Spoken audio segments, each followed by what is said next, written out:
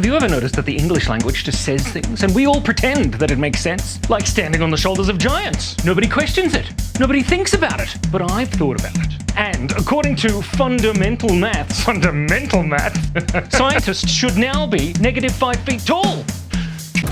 So let's draw a diagram to explain what I mean. So say you had a scientist from the 1970s and they were about this big. She's got a clipboard for keeping all of her clips. For her hair.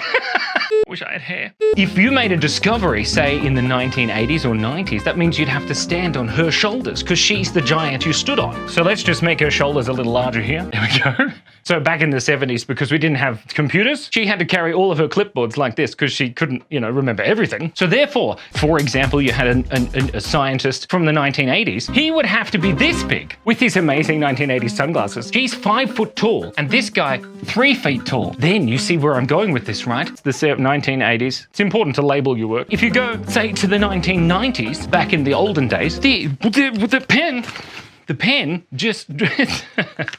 Keep it together. Look, stay with me. It makes perfect sense. The 1990s, you'd have to have a scientist to stand on the shoulders of the giants. Previously. You'd have to be like 1 foot tall. And I was alive in the 1980s. Whoa. That's a long time ago.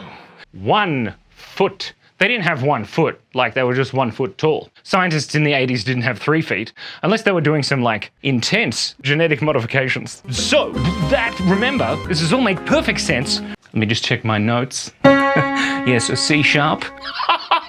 More like B flat. You know how the human race makes discoveries, right? And then the science communicators like Thanks Green and Mark Rober.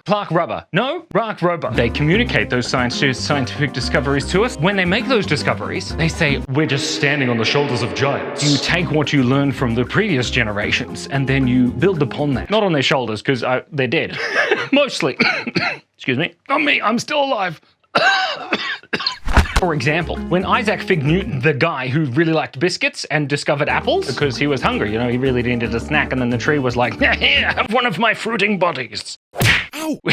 God, I really want a biscuit now. He discovered gravity, but then we discovered gravitational waves. Just like this, see? This is the apple of gravity. Look, it's waving because it's the end of gravitation. Anyway, we discovered gravitational waves. Mr. Albert Frankenstein invented relativity, which is to do with gravity. I don't understand it, but he was really clever. And Albert stood on the shoulders of the giants of the Mr. Fig biscuits. That allowed us to work out the gravitational waves like ripple in space and time and stuff. And then there's the LIGO lasers with the big L. Anyway, look, you can research it in your own time. But standing on the shoulders of giants insinuates that each time we make a scientific discovery, each scientist gets smaller and smaller and smaller. Which I don't think is true, because I've seen some scientists and they seem normal-sized. Whoa.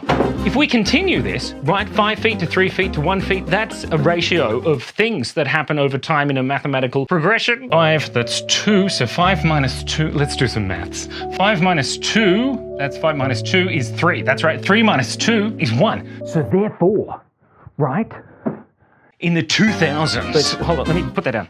You get it? You would have to have inverse scientists. 1 foot minus 2 foots. That right? Okay? That means that you have scientists that are -1 foot tall.